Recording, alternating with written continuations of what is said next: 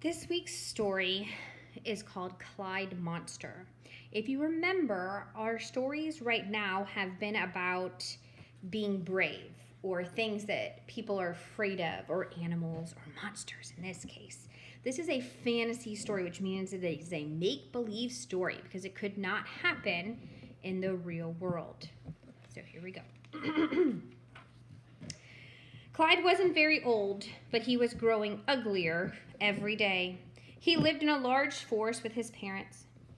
Father Monster was a big, big monster and very ugly, which was good. Friends and family usually make fun of a pretty monster. Mother Monster was even uglier and greatly admired. All in all, they were a picture family, as monsters go. Clyde lived in a cave. That is, he was supposed to live in a cave. At night, anyway. During the day, he played in the forest doing typical monster things, like breathing fire at the lake to make the steam rise.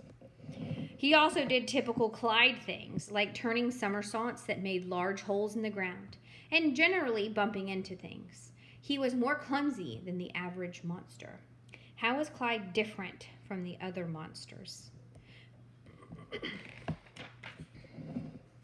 At night, Clyde was supposed to go to his cave and sleep. That's when the trouble started. He refused to go to his cave. "Why?" asked his mother. Why won't you go into your cave?"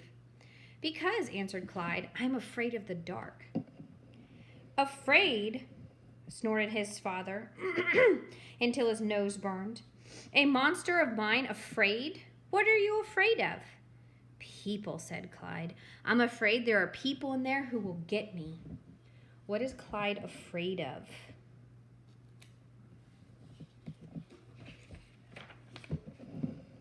"That's silly," said his father. "Come on, I'll show you."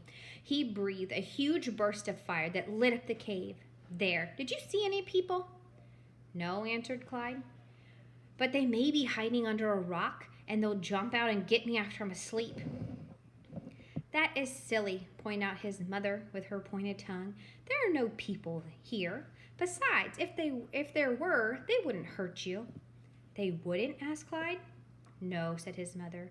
"Would you ever hide in the dark under a bed or in a closet to scare a human boy or girl?" That's funny. "Of course not," exclaimed Clyde, upset that his mother would even think such a thing. "Well, people won't hide and scare you either. A long time ago, monsters and people made a deal," explained his father.